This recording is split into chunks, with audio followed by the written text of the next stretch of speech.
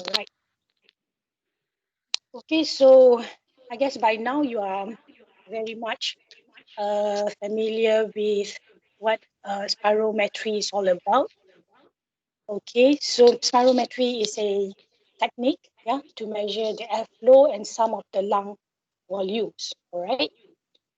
Okay, so the learning objective for our practical today is actually for us to understand the meaning of FEV1, what is FVT, and the ratio of FEV1 to FVT, as well as the flow volume loop.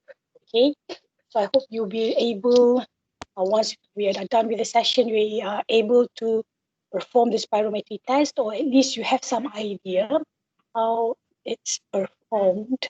Okay, and then we also be able to use some of the values that we get from spirometry to do diagnostic evaluation. Okay,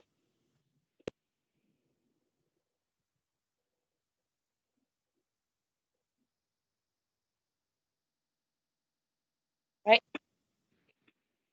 Okay, so today, first day, I would share with you on how do we perform this spirometry test, and then we will again revise on the basic theory. All right.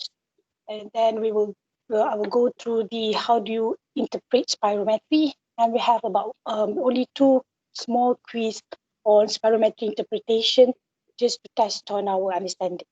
All right.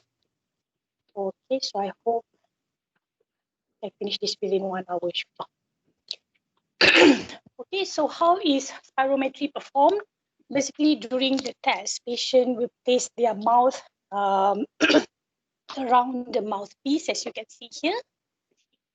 Okay, and then they will have to inhale maximally, inhale, and then exhale as fast as possible, and continue to exhale for the next 6 seconds. Okay, you follow? So first they have to inhale, tarik nafas, okay, and then exhale forcefully, blow out all the air, strongly blow out all the air, and then continue, don't stop. Ask them to continue blow out the air for at least 6 seconds. Okay, can we try that? Okay, so let's here. Okay, so basically how you do is you ask them to take in deep inhalation. So okay, continue to blow for the next 6 seconds. Okay, let's try and do this together. Okay, everyone ready? Please sit up. Okay, relax yourself. Sit up straight. Okay, so inhale and then exhale forcefully. Continue for 6 seconds. Okay, all right. 1, 2, 3. Inhale, exhale forcefully, and continue 6 seconds. Continue. Yeah, and then you stop. So this is how you encourage your patient. Okay, so this is how you so you have to actually motivate your patient to continue blow out the air until there's no more air in the lung. So that is usually about 6 seconds there. And then this process is repeated about 3 times, but we don't take the average. Okay, we take the best results. That means the highest lung volume or the highest airflow that is recorded. Okay, even if the highest value came out from the different attempt, it doesn't matter. So we always take the spirometry, actually always take the highest recorded value. Okay, as you can see here, as the patient do the breathing maneuver, yeah, we are actually able to directly see the airflow and some of the lung volumes on the screen. Yeah, okay, so this whole thing is called PC-based spirometry. Okay, the one that we have in the faculty, something like this. Okay, it is downloaded in a laptop, so it's called a PC-based spirometry. Right, so I'm going to show you how we performed the PC-based spirometry, which is very similar like the one we have in the faculty, and of course similar device is also available in the most of the hospital. Okay, be it public or private. Okay. Before that, just to show you how is the spirometry reporting will look like. Okay, this is actually a pulmonary function test, EFT. Okay, so but if you only perform the spirometry, you will only get this top part of the result here. Okay, and as well as the graph here. Okay.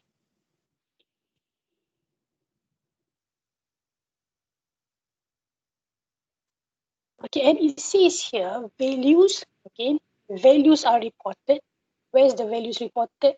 Here, the values that is reported as percentage of that predicted percentage of reference. So what does it mean by of that predicted? Anyone knows? What does it mean by of that predicted?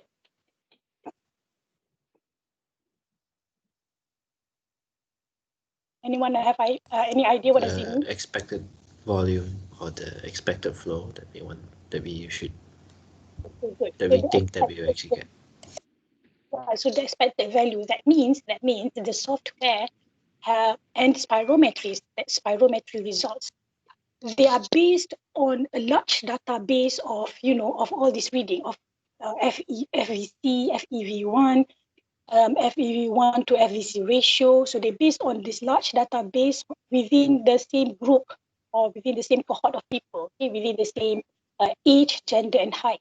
So for instance, a lady patient, a lady gender, a lady at age of 32 with certain height, from certain race, these are the supposed value that patients should have. So a normal value is considered if the reported values from the patient's spirometry test falls between 80 to 120% of the reference value. Okay, so that is why in spirometry you have to make sure you enter the right age, the right gender, the right height, as well as some spirometry requires the right race. Okay, all right. So let's start with the component for the PC-based spirometry. Obviously, you need a laptop or PC with the downloaded spirometry software. Okay, and you also need the nose clip, that is disposable mouthpiece, and this is what we call a pressure tubing. One end of the tube will be connected to the USB connector, and then of course this will be attached to the laptop, and the other end we connect it to the mouthpiece, this disposable mouthpiece, which you have to change for every patient. All right. So to begin, you only need to open the software. Yeah. So you will have you will get this interface, something like this. Okay, and usually at the most top left corner, you can see patient. All right, so you click there. You click patient, and this dialog box will appear. So fill in the patient's MRN, their names, and here the gender, the age, weight, and height. Okay, this is very important. You have to make sure that you enter the right details. And as I said, some software they require race as well. Okay, as for the race, yeah, you have to choose the one that is nearest to your patient. All right, for us local, of course, it's Asian, yeah. But some software they don't have Asian, so usually, sorry, so usually we pick Indian, okay. But then again, please clarify with the software provider what is the best race for certain community, right? Okay, once you are done, have all the details, click OK, and we are ready to do the test. So you select which test you want to do. So today we want to do spirometry, click. the spirometry, and then another dialog box will appear. Here they have already placed in all your information that you have written earlier. So just make sure that all written here are correct. And when you want to perform spirometry, you actually have to mention whether patients are smoker or asthmatic. So that means the database, they also the reference is also different between this group of people who are smokers and the same of group of people who are non-smoker.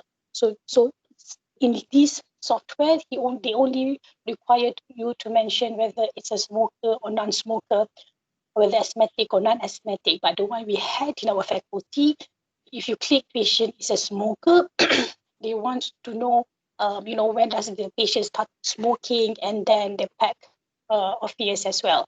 That means they have another further detail on a certain group of people who had smoked for about 15 years, 20 years, 5 years, so things like that. Okay, so once you have done fill up everything, click next, okay?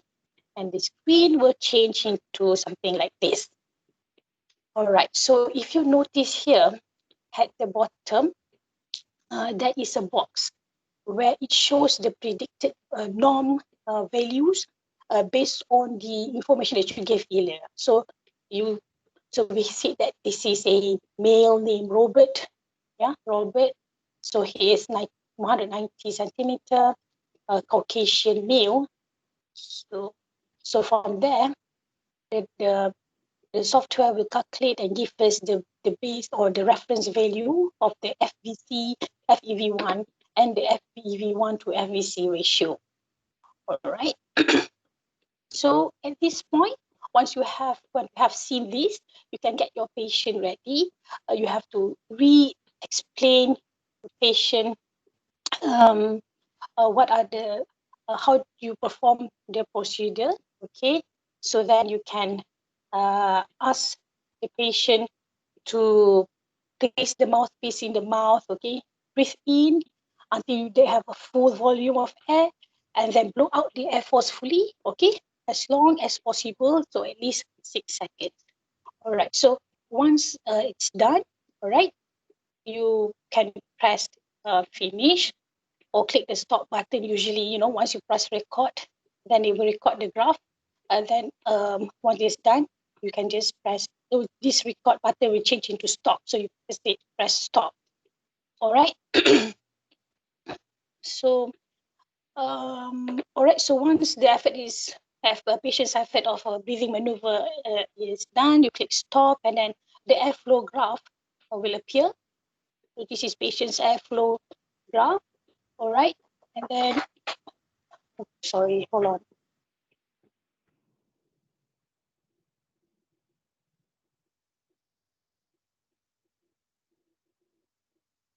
Sorry, stuffness came in. All right, okay, so this the graph will appear. All right, and then this is of course been compared to the normal highlighted in gray and dotted lines here. All right, so basically you are done with the spirometry. All right, so once you have this graph, so it's done. Okay. Well, okay, some patients, especially the elderly and young adults, it's actually difficult for them to remember or to understand the spirometry procedure. So actually, some of them requires encouragement, okay, for them to continue blowing out the air for the next 6 seconds after the forced expiratory. So last time last time, like during my time we don't have anything that we call incentives. So we will just encourage patient, okay, keep on blowing, blow, blow, blow, blow, blow, blow, blow. Okay, very good. So that's how we do. But now, okay, some software, they have this thing that they call incentive. As you can see, the smiley guy over here. So if you see patient, after kept on explaining and then a few trials, a patient that's still not able to perform the test properly, so you can actually click this incentive icon here, and then so this kind of cartoon will appear. So it's actually not a picture, it's a moving video. Okay, so basically this cartoon here will guide patient on what they need to do. Okay, so patient, so actually here is a picture, but it's actually a moving um, video. Okay, so once patient forcefully expel the air, the water here will then rain the fire. Okay, the water then will reach the fire here, and then the fire will only be able to put off if the patient continue to blow for the next 6 seconds. So this basically help to guide a patient on the spirometry procedure. Okay, so and some software, they have candle, so and cake here. So again, you just ask the patient to blow the air long enough to put the candle off, right? Okay. So far, so clear? So that's just it. Yes, Doctor. So that's Doctor. just yeah. Sorry, I just want to ask. Previously you have shown the picture of the, right? So it means the spirometer is just like a stick. It doesn't have any connection to it. Okay. No, so this guy here, they just show how the mouthpiece should be placed in the mouth. But if you look at this picture, the one that I showed earlier, so we have this, all the components are here. So we have the laptop with the software. This is the USB, so this part will be connected to the laptop. And then we have the pressure tube here that is connected to the mouthpiece. So patient will blow in the mouthpiece. Can you hear? Can you see? No, but you're referring the cut to picture to the previous one. No, so this is the, can you see the picture, the components of the spirometry? So it's the laptop. Oh yeah, yes. Okay, so there's laptop. Okay, in this laptop, you download the software, and then we have this USB connector that is connected. One end of the USB connector is connected to the pressure tubing here, and the other end of the pressure tubing is connected to the mouthpiece. So of course, this USB you will attach to the laptop, right? So your patient will blow the air here, and then it goes through the pressure tubing, which will be detected by the software. Okay. Okay. All right, Doctor. Thank you, Doctor. Okay. So I have this video here that I wanted to show you before we go to the spirometry interpretation or revision of the spirometry theory. Okay, let's hope that actually in YouTube. Okay. So I hope that you are able to hear it.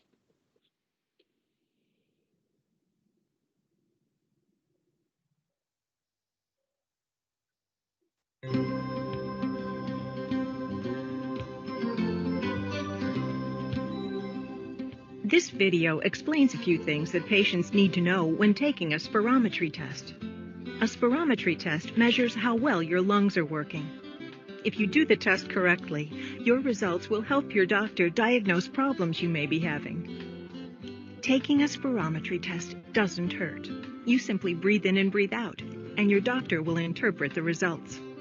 To take the test is easy. First, remove any tight clothing. For example, a belt, a tie, a bra, or a girdle. It's important to be able to breathe freely for these tests.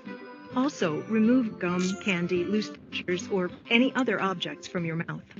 To provide accurate, useful results, the spirometer needs some information about you, especially your age, height, gender, and race.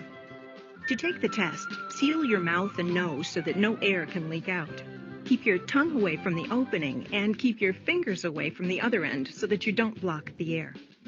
Sit up straight, don't lean forward, and keep your chin up. All these things will help keep the air flowing correctly. When you're ready to begin, inhale deeply. Grip the mouthpiece slightly with your teeth, but don't bite down hard.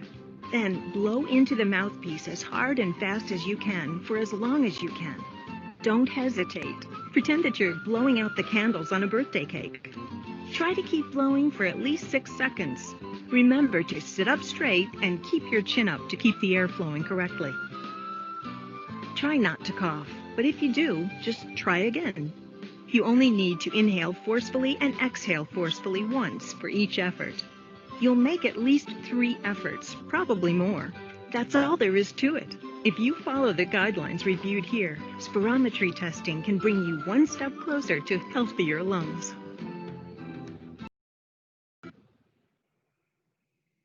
Okay, so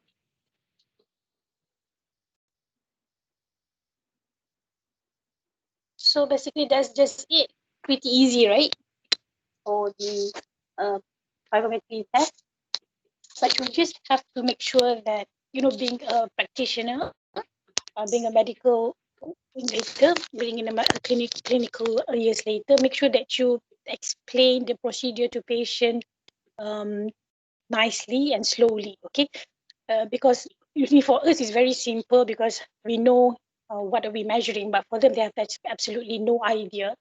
So of course you have to begin with introducing yourself and then tell them that this is a very simple procedure. You just need to breathe in and breathe out. It's just the way you breathe and breathe out. It has to follow a certain way. Okay.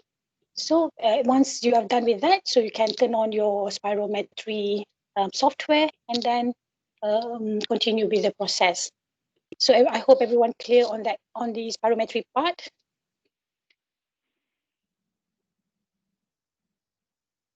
Okay. So we continue with the revision on the theoretical part of the spirometry, all right? So basically, on there's spirometry, I'm sure by now you know that it is able to measure the FEV1, the FVC, and then the ratio of FEV1 to FVC, and as well as flow volume loop, okay? And of course, the spirometry can also measure the peak expiratory flow rate and the response to the bronchodilators, meaning you can perform this test before you prescribe patient with some respiratory medication, and then you remeasure patients' lung function, okay, with this spirometry after patient has taken the medication, just to see whether the medication actually helps patient condition or otherwise. Okay, so now that you have some idea how spirometry is performed, let's just move on to the next part of the session today, which is to revise on the theoretical part, okay, before we go to the interpretation of spirometry reporting. Okay, this is just a merely revision. Dr. Hafiz has already extensively explained on this. Okay, so I'm sure you have prepared and you have known everything about the lung volumes here. This is a very familiar graph to you. All right, but what we want to focus on, what we want to stress today. Yeah. Yeah, anybody? What was that? Okay, what we want to focus today is only this part. Okay, the vital capacity part. All right. Okay. Okay. In spirometry, because we perform this test, we ask patient to actually exhale as fast as possible. Yeah. So therefore, whatever the exhalation process it is done forcefully. That's why we call this vital capacity as forced vital capacity. Okay, instead of VC, we name it FVC. Okay, so next is, and if you look at okay, just the volume of air exhaled, just the volume of air exhaled is take this to the pointer. Okay, so the volume of air exhaled. So this part is when you inhale. So the volume of air exhaled here in the first second. This is called the forced expiratory volume in 1 second. Okay, today we are focusing on this part, FEV1. Okay, and we also look at the forced expiratory the forced vital capacity here. So the FVC, yeah, the FEV1, and the ratio of FEV1 to FVC is what is the most important values for spirometry interpretation. Okay, and to understand further, let's look at the FVC as well as the FEV1 in a different perspective. Okay, so this graph is a graph of exhale volume over functional of time. Okay, so this kind of graph is what is normally used in the digital spirometry. Okay, so we ask patient to inhale, to maximally inhale. So it starts here, inhale, and then to exhale out as much as possible, and to continue exhale out for the next 6 seconds. Okay? Continue exhale out for the next 6 seconds. So the volume exhale within the first second here is called FEV1. Okay, the volume of air exhale within the first second is called FEV1. If we want to measure we can also measure, the FEV2, the FEV3. Okay, it doesn't matter. But for spirometry interpretation, we focus on how much they can forcefully expel the air within the first second. Okay. All right. So next is the FVC. So the maximum. So here is the maximum exhale volume. Okay, that is typically achieved within 6 seconds. Yeah? So the maximum exhale volume. This is called the forced vital capacity. Other than FEV1 and FVC, we can also measure some additional parameter through spirometry, like the one that I showed you earlier, the minor values that we can get from spirometry is the PEFR. Okay, so what is it all about? It's actually, we know from the from the lecture, from Dr. Hafi's lecture, is that flow is actually equals to the changes of volume over the changes of time. So flow is actually changes of volume over changes of time. Therefore, we can say that this maximum slope of curve here is equals to your peak expiratory flow rate. Yeah, I mean, it makes sense, right? So you forcefully blow out the air. So, and then within the first second. So that is the peak expiratory flow rate, and you can measure it through the spirometry. Okay, and this is abbreviated as PEFR. Okay,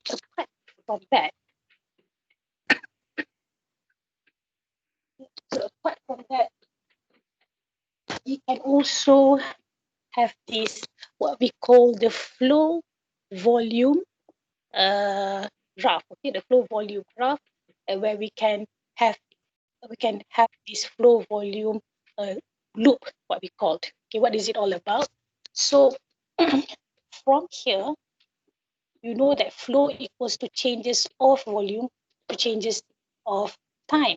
So from there, we can actually convert it into such a graph where we have the graph of flow rate and functional of volume instead of time, because we know flow rate here is already covered as changes of volume over changes of time. Okay, so during expiration, okay, please remember this is not, see, a lot of students, they are confused because they thought this is inspiration and this is expiration. Okay, and then continue. So when patient continue to expire and they thought this is the graph where patient continue to expel out the air for the next 6 seconds. Wrong. This part is only measuring the expiration of air. Okay.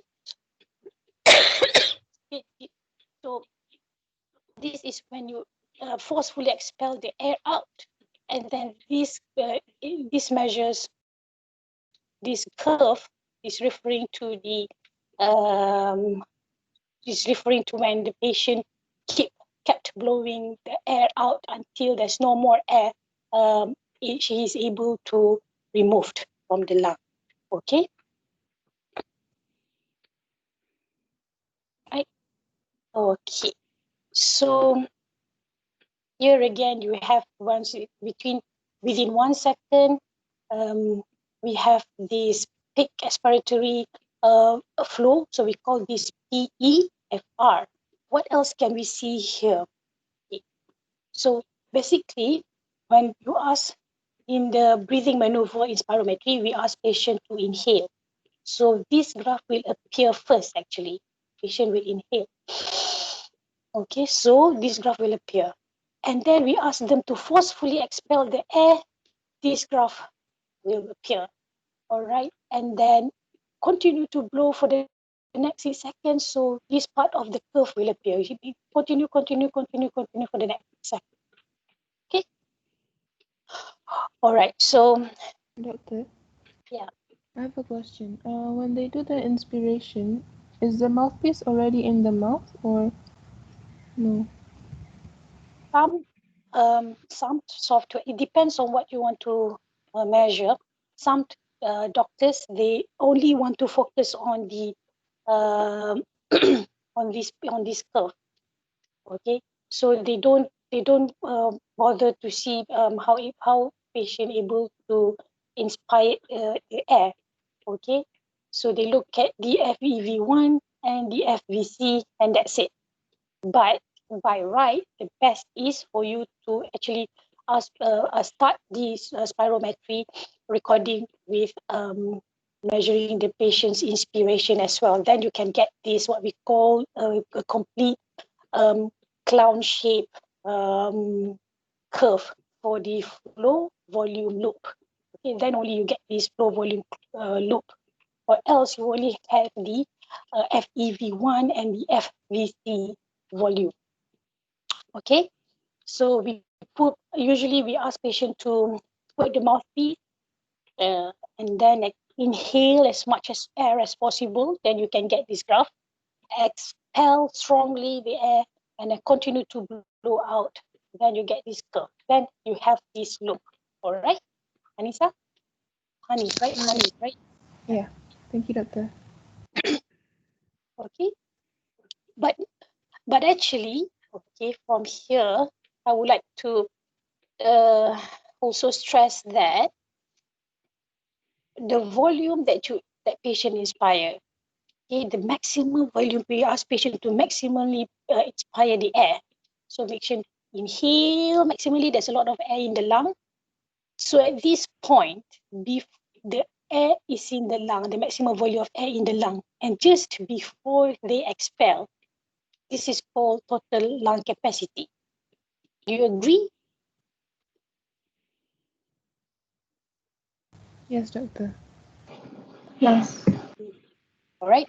And then over here, opposite side here, the volume of air in the lung, once patient has already expelled maximally all the air he's able to blow, and just before he start inspire the second, he continue to breathe the second time, what is this area called? FVC. Okay, no. I mean, no, just at this point, just Residual volume. Residual velocity. Good. That is called residual volume. Okay, just at the point here, before patient take another breath, and after he has maximally expired all the air he can blow out in the lung. So this is actually called residual volume. All right. So let's look at our graph again. Okay. This is the vital capacity. Okay. The vital capacity is the total lung capacity minus the residual volume. Agree? Follow? Yes. Yes, doctor. So we can say that the difference between TLC and RV is our FVC, because by looking at the graph itself, it doesn't make sense, and you can definitely say that it is very clear that spirometry cannot know the starting point of the flow rate or the x-axis of the spirometry. We don't know. Yeah, it is impossible for us to know the total lung capacity. It's impossible for us to know the residual volume through spirometry. But we do know the FVC, because we only need to minus the we minus the TLC and the RV, so we get. So here we know the difference here is the so we know the difference between the TLC and RV is our forced vital capacity. Okay, here I hope everyone follow. Okay, so you don't know the level here, you don't know the level here. Sorry, you don't know the level here, you don't know what is the volume here, you have no idea what is the total volume of the lung, but you know this area. Like I told you, spirometry measure this area. So we can say that we know the FVC. So again, so the value is measured by the spirometry again. So we know that we can measure the FEV1, FVC, and the ratio. So how do we measure? So how does our flow volume loop helps in the diagnostic? Yeah. Okay. So how does spirometry help in diagnosis? So this is the most important part of this session. Okay, to interpret, to able to interpret the report. Okay, so this is comparing the values of FEV1, the FVC, and the ratio of FEV1 to FVC. We can actually deduce whether the patient has obstructive or restrictive. Okay, let's go slowly. How is spirometry able to diagnose this? Okay. So for instance, in obstructive lung disease, like the COPD, or your PBL case yesterday, yeah, the FEV1 can be normal in mild or very can be in normal or very mild obstruction. You can have normal FEV1, but if the obstruction is moderate or severe, the FEV1 will decrease. Okay, and this makes sense, right? I mean, if the airway is obstructed, it will take longer for the air to push out, yeah, through the structure. All right. So let's look at our graph here. So if there is obstruction along the structure, so you will have decreased FEV1. So instead of you have this around 8, so probably you have around 6. Or if it's too severe, you can have it around 4, because there is obstruction. So it's difficult for you to blow the air out of the structure. Okay. However, the FVC, yeah, will be normal in mild or moderate obstruction, or it can be decreased in severe obstruction. Okay. And then if you look at the FEV1 to FVC ratio, the main rule, okay, please remember the main rule or the constructive rule here is that FEV1 in obstructive lung disease, it will be the decrease greater than FVC in obstructive lung disease. Okay, so that would cause the FEV1 to FVC ratio to also be decreased, and sometimes can be decreased up to 70% of the predicted values. Okay. In obstructive, the FEV1 can be greatly decreased compared to the FVC. So patient has difficulty to strongly expel the air, but they can actually continue to expel the air a bit, although quite difficult or prolonged. They are able to expel the air for at least 3-4 seconds. Okay, but to forcefully blow the air out, it's quite difficult for them. Okay, follow? So far, okay? All right, so Yes, doctor. in restrictive, okay, the FEV1 is actually usually normal or decreased, and the FVC is definitely will be decreased. Why? It's because the lung compliance is reduced, and then the rule in restrictive lung disease is that here the FVC, okay, will decrease usually either about similar, decrease level of FVC is usually about similar to FEV1 or greater than FEV1. So therefore, you will have the ratio FEV1 to FVC either normal or actually increased. Okay, so among this value, if you have the report, what is the main thing you should see first? Anyone? Ratio.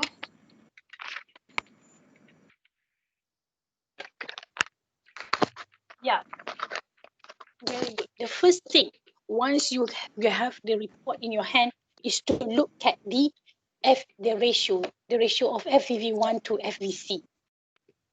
Okay, this is a very important diagram here. So I will give you the slide, but please remember this. Okay.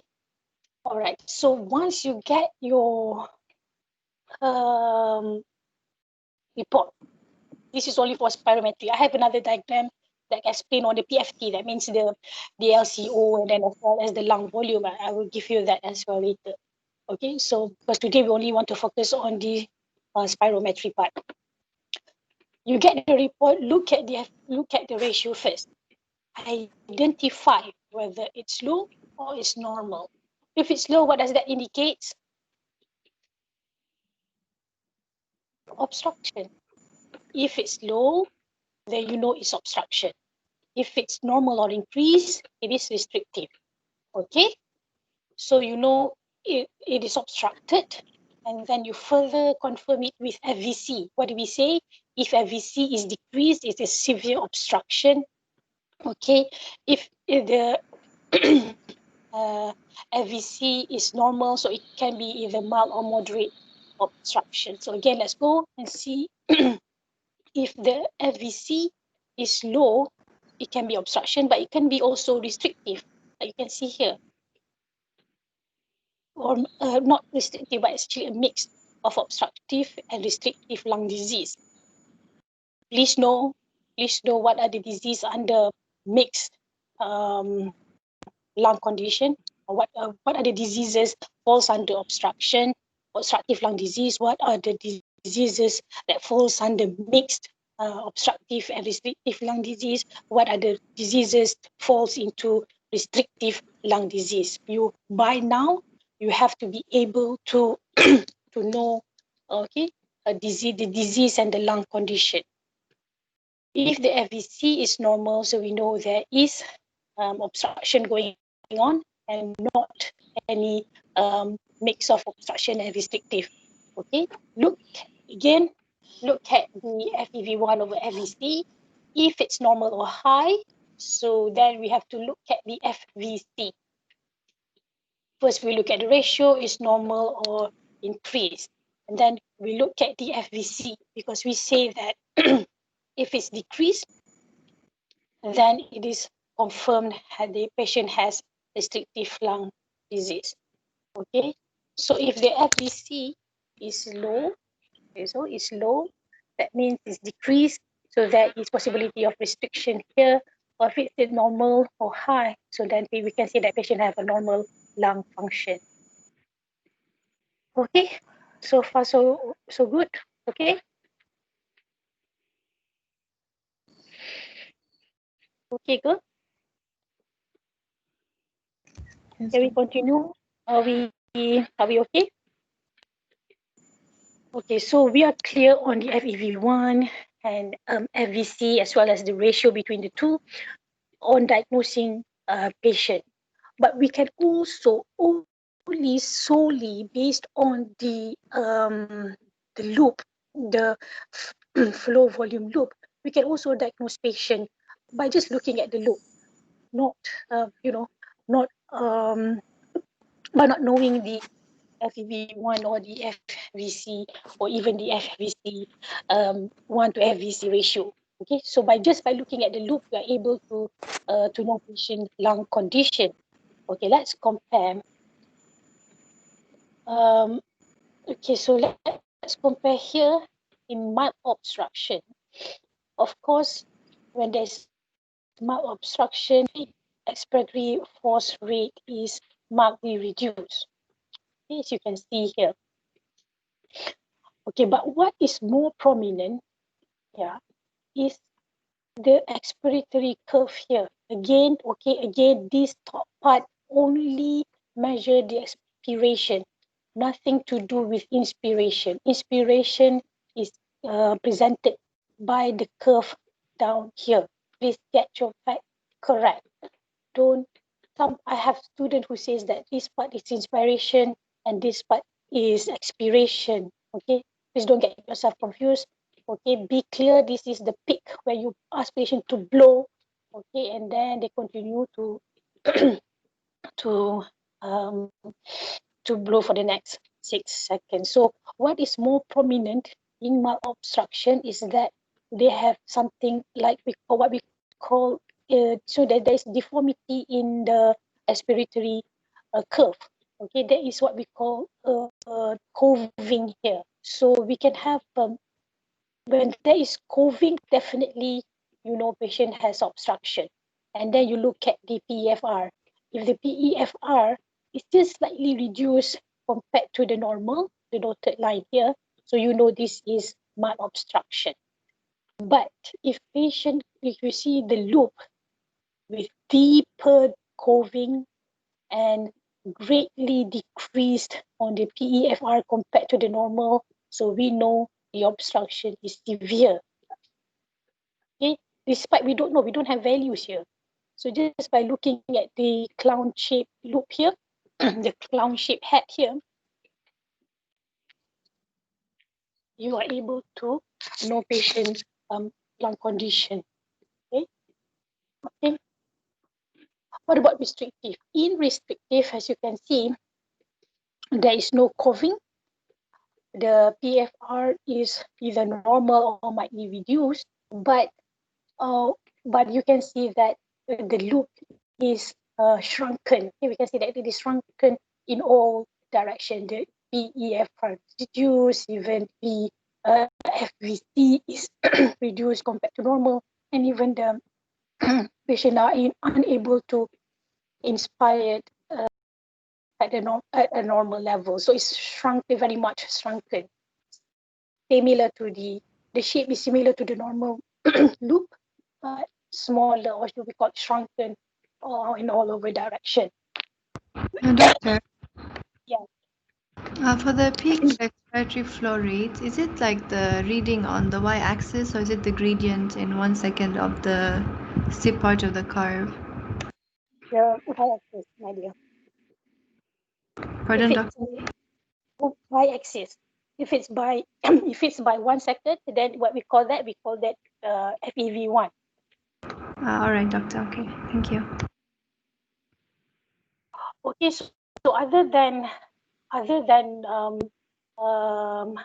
looking at the loop, other than looking at the FEV1 and all the ratios and everything, from there, okay, we can stage the severity of disease based on the readings. Okay, so in this example, this example is for COPD, where they compare the FEV1 of patient, and then they staged it either stage 1, 2, 3, and then by referring to the FEV1. In some disease, they refer to the ratio. In some disease, they refer to the FVC. So, but usually, most of the disease, the respiratory disease, they look at the FEV1 as the reference. So this is not something for you to remember, not something for you, just something for you to familiar. You will understand this deep. You will expose this more during your internal med later in your clinical years.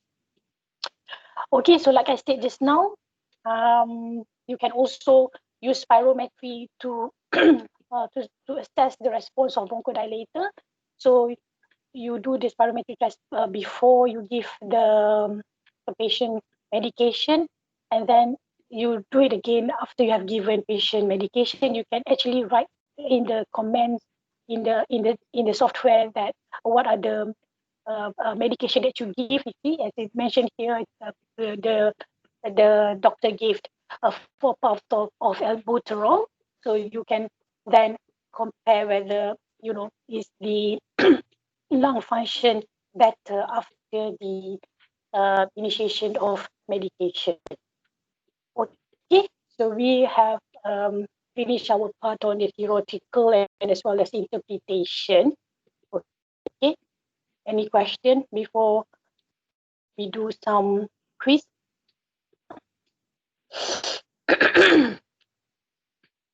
No? Okay, so before we do this quiz, let me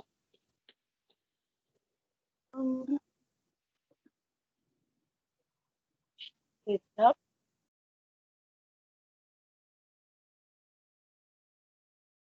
I will give you a link in the chat section here. So please access the link.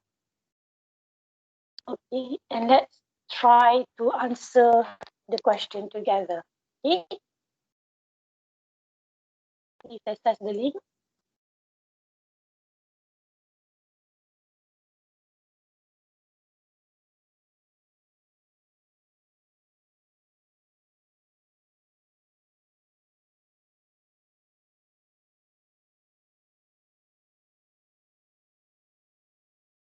Ready? Everyone ready? Yes, doctor. Yeah, ready. Good. Okay, case 1. So we have this patient, 56-year-old, who is a smoker, and he presented to us with progressive productive cough and dyspnea over 3 months. Okay, smoker with productive cough and dyspnea over 3 months. Okay, on examination, patient appeared to be thin and comfortable. Vital signs, he had a low-grade fever at 37.6 with heart rate at 95. So BP is 125 over 80 and respiratory rate at 24. The oxygen saturation is 95% on room air. However, when looking at the chest auscultation, we heard there is diminished lung sounds throughout both lungs. The cardiac examination shows regular rhythm, no murmurs, and normal GVP. Okay, so 56 years old, smoker with productive cough and dyspnea 3 months. He is thin, low-grade fever, tachycardic, BP is quite okay. Respiratory is he's having tachypnea. The SpO2 is slightly low. Okay, the diminished lung sounds okay throughout the lung. However, cardiac system is normal. Let's look at the chest X-ray. Loading. No, it's wrong.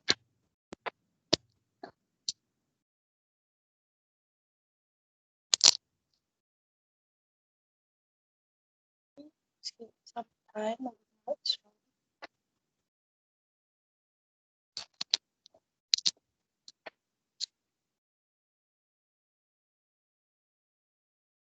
Sorry, my laptop is hanging. Just hold on for a while.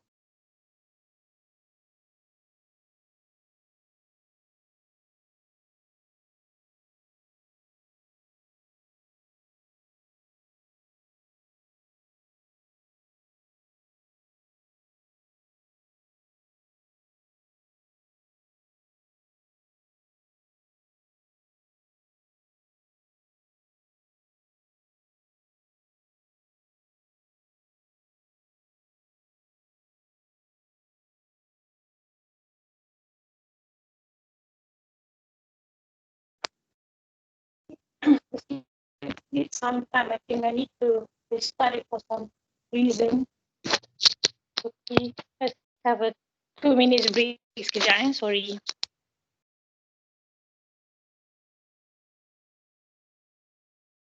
Okay. Okay, so yeah. Okay, so this is the chest X-ray. Okay, and then this is the spiral. Is actually the PFT result. Okay, can you see? Okay, so please based on the X-ray as well as the spirometry result, try to identify patient's lung condition and what do you think patient is suffering from, please?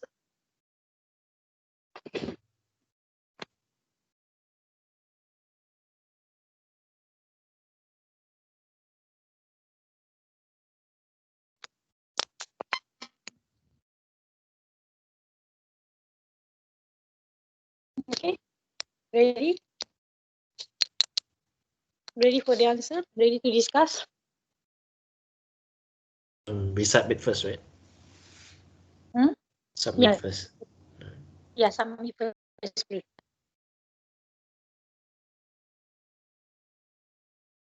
Everyone submit? Everyone submitted? Not yet, doctor. Okay. Doctor, there's 2 cases, so it's just we can't submit until you finish the second one. Oh, really? Oh, Yeah. never mind. Okay, never mind then. Then we can go to the next case if everyone are ready with this one.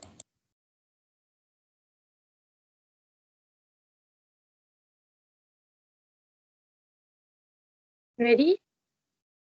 Can we go to the next case?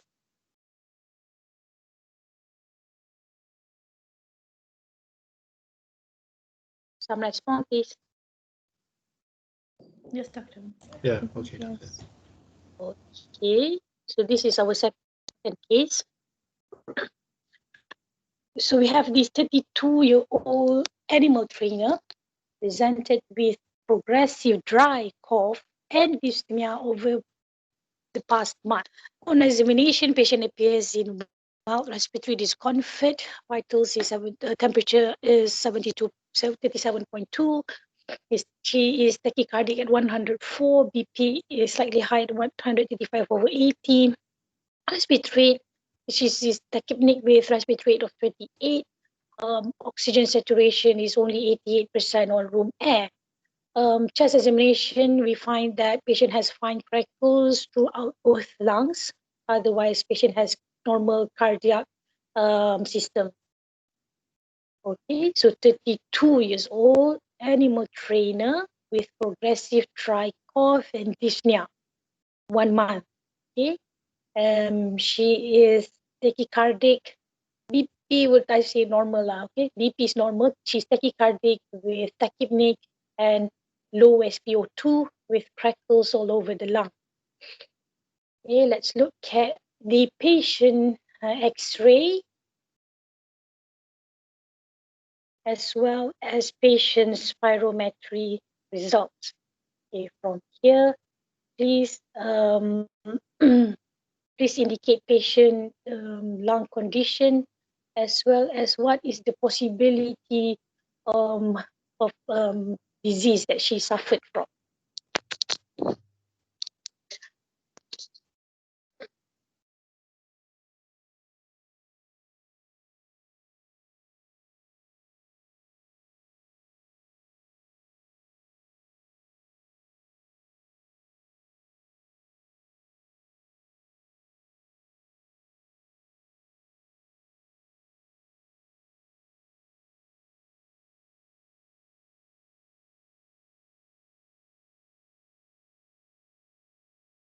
Okay, if you're ready, please submit, yeah, and we can discuss.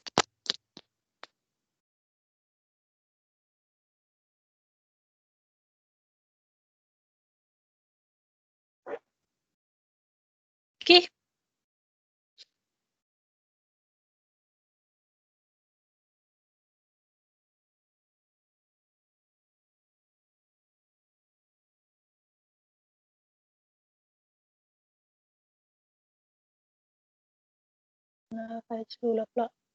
Okay, have everyone submitted?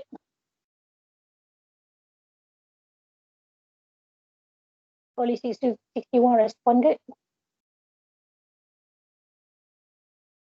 So most of you said that it is obstructive for patient 1, yeah. So some of you said emphysema, some of you said COPD, okay, and then most of you decide that patient 2 is suffering from restrictive lung disease. And then we have pulmonary fibrosis, pneumonia, and sarcoidosis. Okay, good. All right. So let's see how most of us as such. Okay, again. So once you have understand patient condition, okay, as a medical practitioner, you treat patient, not the result. So understand patient condition, and then look at the investigation. So you see, so of course we want to stress on the spirometry. What is the first step to interpret spirometry? What is the first step we should do? Look at the ratio. Look at the ratio. Good. So we look at the ratio. How is the ratio here compared to the reference value? It's lower. It's lower. So we know that if the ratio is decreased, it falls under obstructive lung disease, right? So next is what should be assessed. In the diagram here, it says that once you have assessed the FEV, the ratio, you look at the FVC. So again, we look at the patient's FVC, and then we found that it is actually low. So this confirmed that a patient is having obstructive lung disease. See, if it's decreased ratio, decreased FVC, it is confirmed an obstructive lung disease. Okay, and then I told you that in obstructive lung disease, the FEV1 is usually greatly decreased compared to FVC, right? So let's look. That is why we have a very low decrease ratio of FEV1 to FVC. So let's look here. We have very low FEV1, 1.2 compared to the FVC. Apart from the values here, I told you that we can also diagnose through the by just looking at The FV loop. the flow volume loop, and you can see that the PEFR is actually reduced, and we have a very deep coving here. When you see a coving, you can definitely say this is a obstructive lung disease. But what I want to bring you to focus on is look at the total lung capacity here. I know we don't do the seismography. Okay, I know we didn't do the lung volume test. But if you look at the total lung capacity, it is very much increased compared to the predicted value. Can someone please explain why?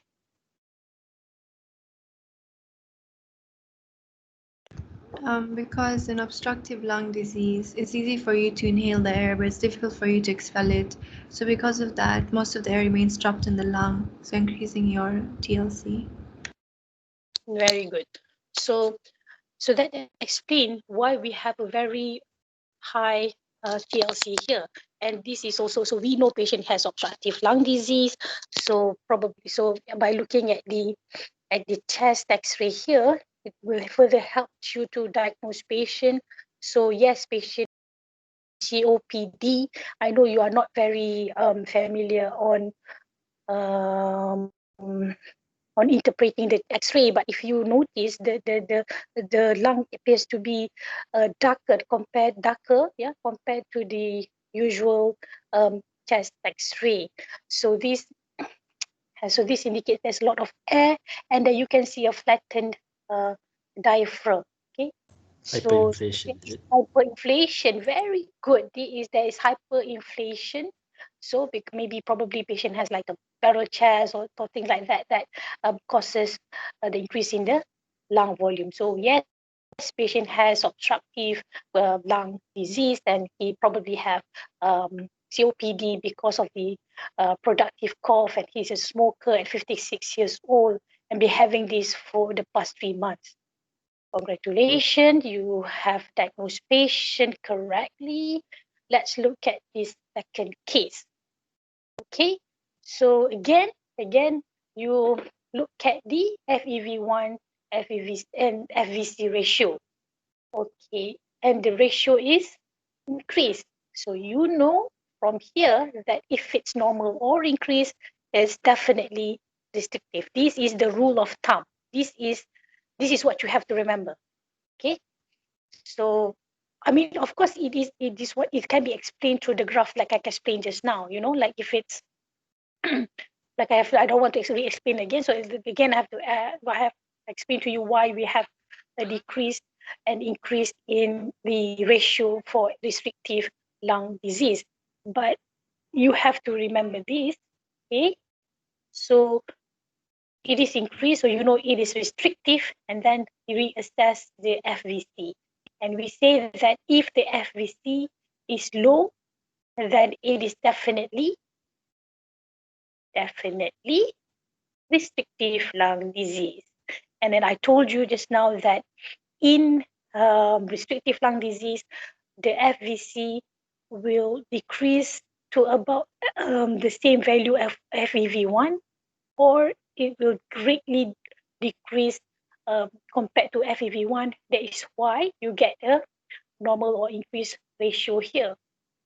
So let's look at our patient.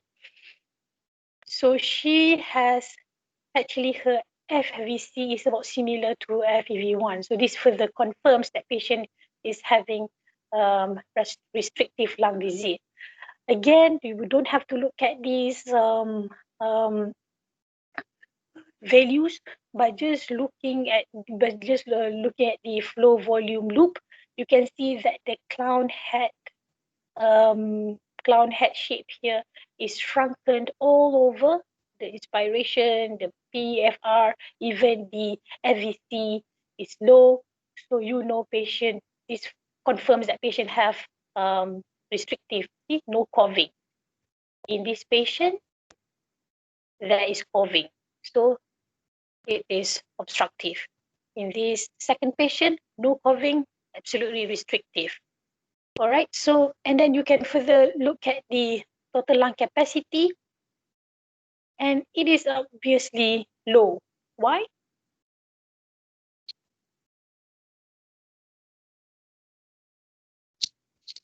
Because in restrictive lung disease, like for example fibrosis, your lungs are more elastic and less compliant, so it's more difficult to take in air.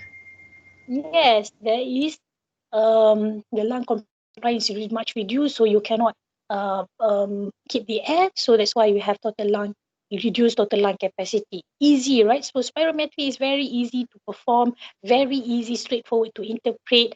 There's nothing sophisticated, nothing magic about it. Okay, so for this special case here, some of you said pneumonia, sarcoidosis, but if you, it's a bit tricky to actually, at your level, it's a bit tricky to diagnose patient. But if you look at patients' X-ray here, okay, there is what we call here is multinodular reticulitis. Okay, so so this is actually indicated that patient have pneumonitis. Okay, there is this is what we call reticular nodula, and it is more prominent at the chyla as well as at the what do you call this?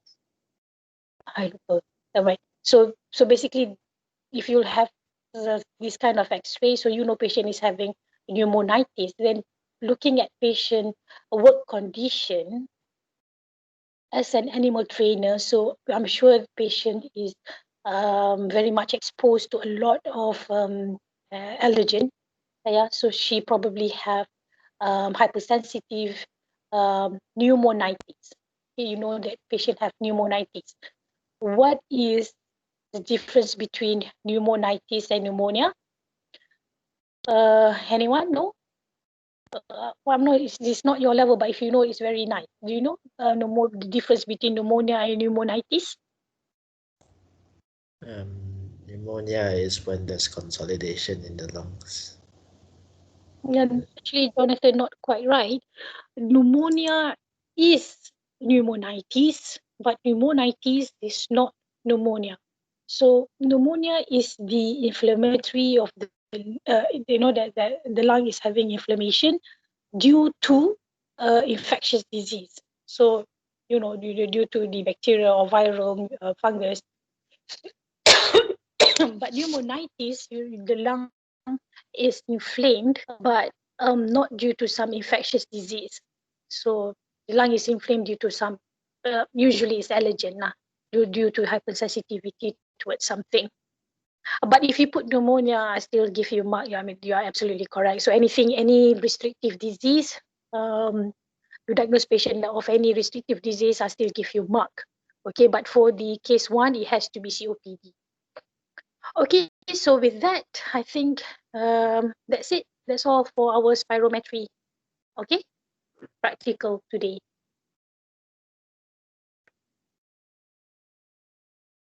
Anything? Anyone? I can release the attendance now. Yeah, sure.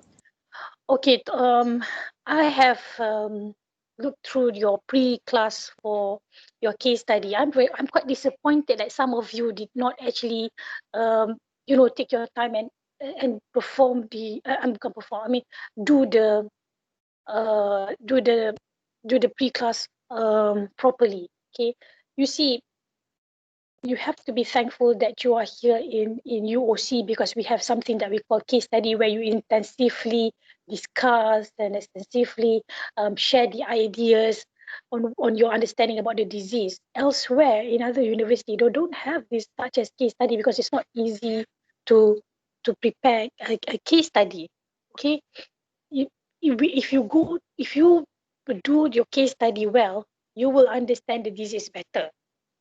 So I hope next time, in your next systemic, in the next systemic block, please do your pre-class and please do your in-class well. Okay, prepare it well. All right. In other university, they focus on practicals and I find it's not necessarily practical. You know, they do for nerve conduction, they do the frog. They use frog to do the nerve conduction test. They use mouse to do the CVS test, which is something that is not practical as a medical doctor. But here, they make you go through the case study. Okay, they make you able to apply the basic sciences in understanding the disease. So please